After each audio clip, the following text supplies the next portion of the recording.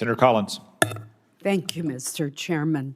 General, I want to follow up on a discussion that we had in our meeting, and it relates to some degree to questions that have already been raised. I have been greatly concerned about cybersecurity issues affecting all branches of government, the private sector, and our critical infrastructure. Ransomware attacks and Salt Typhoon intrusions continue at an alarming rate. However, when it comes to the federal government's defensive and offensive capabilities, we seem to be stovepiped. There's a cyber czar, FBI's involved. CISA, your predecessor, have all used terms like team effort, collaboration, coordination, and yet there appears to be no lead. And yet we see these ongoing attacks that get ever worse. In fact, just last month, another Salt Typhoon intrusion was detected against staff of the House of Representatives. So we need to stop Salt Typhoon intrusions. We need to secure our critical infrastructure from being taken over by hostile actors. We've seen in the state of Maine hospital data being hacked with some of the most sensitive data possible. What can we do to detect, seize, and get ahead of these cyber intrusions? Senator, again, I appreciate the opportunity to meet, and thanks for the time.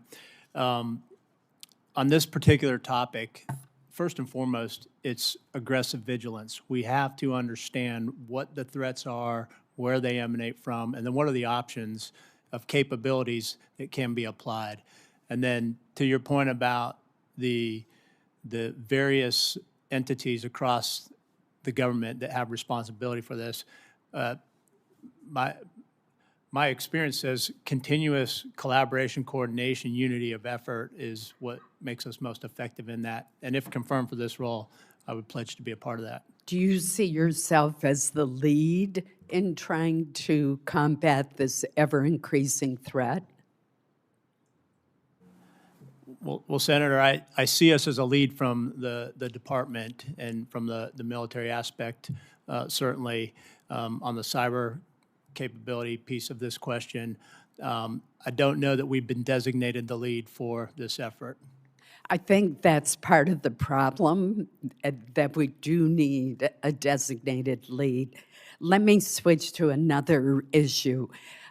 We understand that the Department of Defense has prioritized the effective adoption of artificial intelligence to secure American military AI dominance. My understanding is that this is meant to help drive efficiencies and improve decision-making. The adoption of these technologies, however, is not without risk. It has the potential to introduce significant cyber risk if the AI systems themselves are not properly protected and managed. As the incoming director of NSA and Cyber Command, how will you bridge that gap between the adoption of AI and AI security?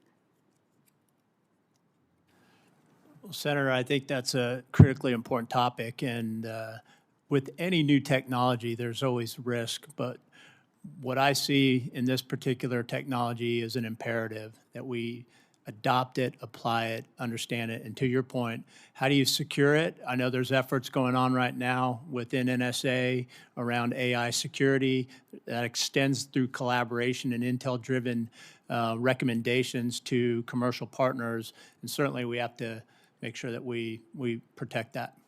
Thank you. Thank you, Mr. Chairman.